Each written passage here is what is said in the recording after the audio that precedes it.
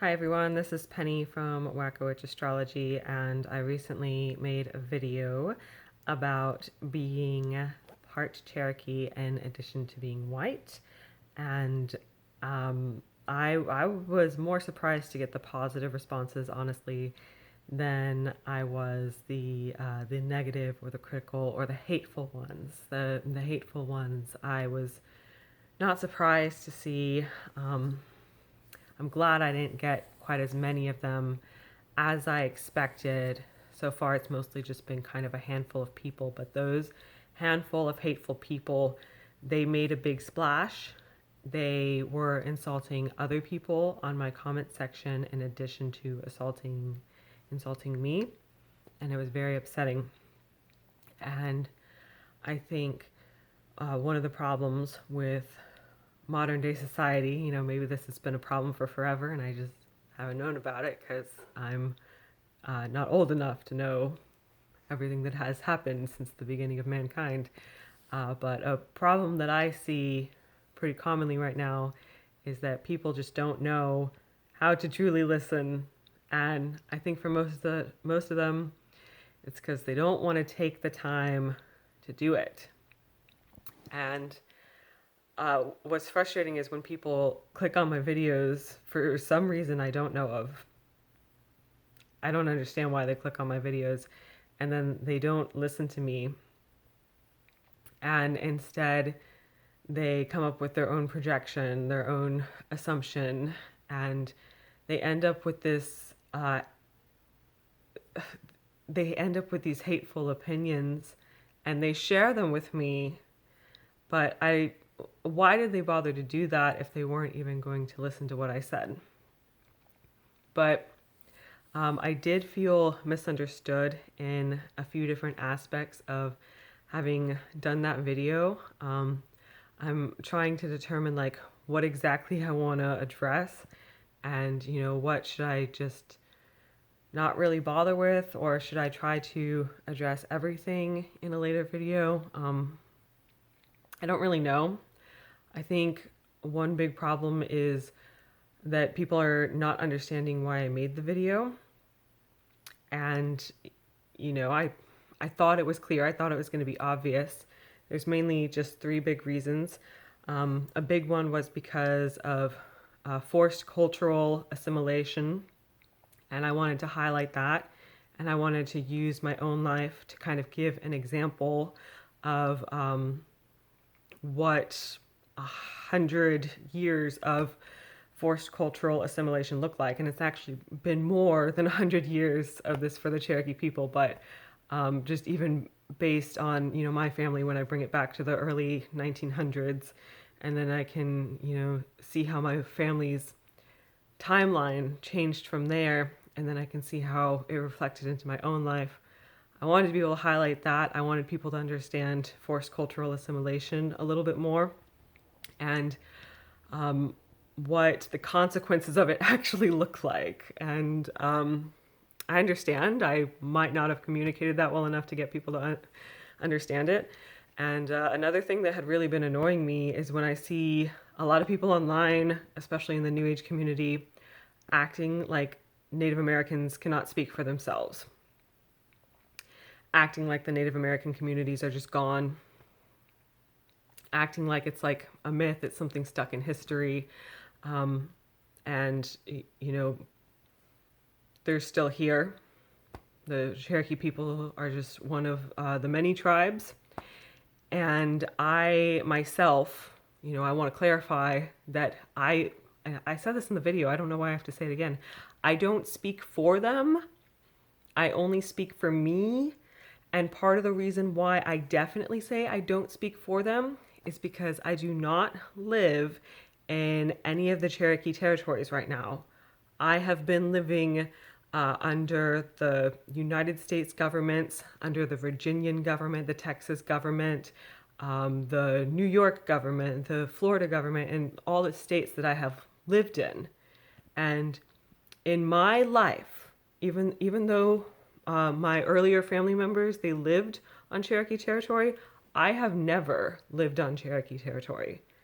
Okay, so that's Why I say them, I'm not speaking for them because I don't know their experience, you know? Like, I'm Cherokee by blood, and I wanted to make that clear. I'm not trying to pretend to be anything I'm not. You know, I'm acknowledging I grew up in the suburbs. That was the way my life went, and that was a successful, quote, quote, example of cultural assimilation. The fact that, you know, now 100 years later, we have someone who came from a Cherokee family who just grew up in the suburbs, like they were just a normal, not Native American. Um, and then there was a third reason too. There's a third reason I made the video. I can't remember what it was right now. So we got the cultural assimilation, we got the being annoyed. Oh, the third reason, and the third reason I think is the best reason. The third reason is because I wanted to share something in my life that made me happy, and I didn't want to have to keep it a secret. And I knew it was kind of a big risk sharing it. It's almost like I like ruined the happiness in some regard because then I get other people's like critiques of it and stuff. And you know, when you bring something out into the light, you do make it vulnerable. You know, you do risk other people saying, you know, mean and cruel things about your experiences, about what you're sharing, about what you've been through. But this finally engaging in Cherokee culture, finally learning about my Cherokee heritage is something that has brought me so much joy, especially after like all the chaos of 2020 and all of the stressful things in the world. Really. So it's brought me a lot of joy, and I wanted to be able to share it with my YouTube channel, share it with you know, the emails I send out to people without it seeming weird. Like, I don't think I accomplished that because I do think a lot of people responded to it like it was weird. But I wanted to just be able to include it casually. I wanted to be able to say hello to people in Cherokee and not have them be like, "What? Why is this white girl like speaking another language? What is she saying? Why is she saying it? Why is she pretending?"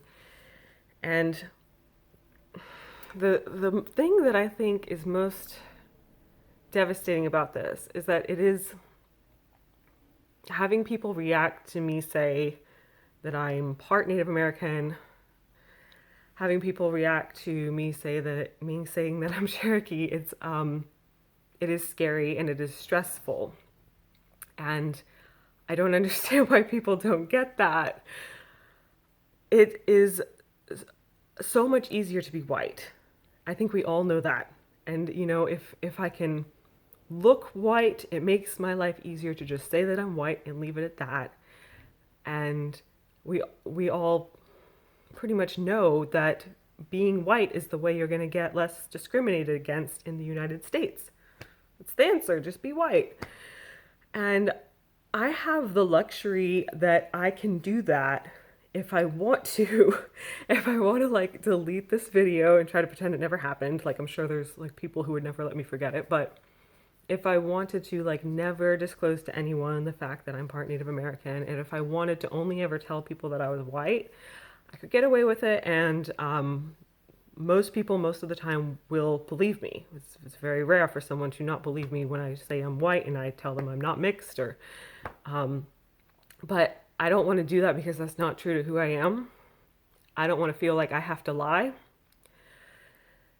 And I think we're ultimately happier if we can find a way to live our truth. And right now I'm in a rough patch where it feels like kind of scary to live my truth in this way.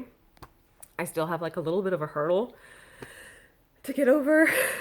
And what baffles me so much is kind of this idea that people think that I would get something, attention or what, out of saying that I'm Cherokee if it wasn't true.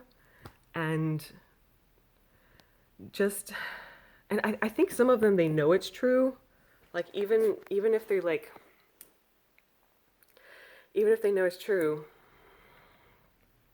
but they still have this attitude like just because, you know, I'm pale to a certain degree means that I shouldn't claim it, means that I shouldn't talk about it, means that I shouldn't embrace that part of who I am, which is cruel. And that's part of that was literally one of the goals of cultural assimilation. Just like make them white, make them pale, make them suburban so they'll stop doing the Indian people things. Like that's why they had these awful Indian removal acts and the Indian termination act. That's like literally why they did it. And like it doesn't make my life easier to sit here and say that I'm Cherokee. It really doesn't. And that's not why I made the video. I wasn't trying to make my life easier. I was doing something a little bit reckless that I knew might have had the cancel culture people come after me and attack me and try to shut me down. I was doing this sort of reckless thing just to try to be able to live my truth and just to be able to try to feel like I'm being authentic. And I was authentic. I was. But it's not easy because when people attack you for being something you're not, it's easy to not give a crap. It's easy to not care. It like to me it doesn't hurt, you know, it's almost like someone tried to hit you, but they missed because they couldn't actually see you. They couldn't actually see what you were. But when you make yourself known and you talk about something that is like really true to you, and then people attack that and it hits right on the mark, it's kind of scary. Or, you know, like I guess more so in this case, it's that I was being even more honest and more authentic than I normally was, because I don't even talk about myself much on my channel anymore. But I was doing that, and then I had people choose that moment to accuse me of lying. And like I said, I still think most people's comments were positive. I'm probably focusing more on the negative. I did notice that the video has more dislikes than it has likes. But most of the people who've actually spoken to me, especially since I shared my video in many Facebook groups that are, you know, specific to the Cherokee community and that are specific to just Native American communities in general, I shared my video in those groups, and I got so many overwhelmingly like kind, enthusiastic responses, and it made me really happy. But then what's crazy is like you get these few people who are really attacking you, and then that it really hurts.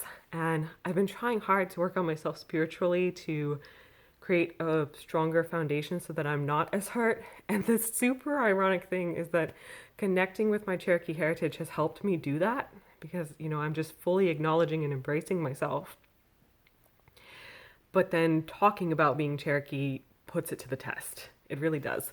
But anyway, like, please, you know, not even just for me, try to practice compassion in your life. When you speak to people, try to inject compassion into what you say. Speak with compassion, and try to really listen to people and understand. And, you know, don't always just assume things about them. Like, it's easy to misunderstand what they meant by certain things if you assume that they meant something and you don't ask questions, you don't open your mind to their truth. And I hope that's something we can all learn from this. And yeah, maybe I'll make a more intellectual, streamlined video later, but I'm kind of flustered right now.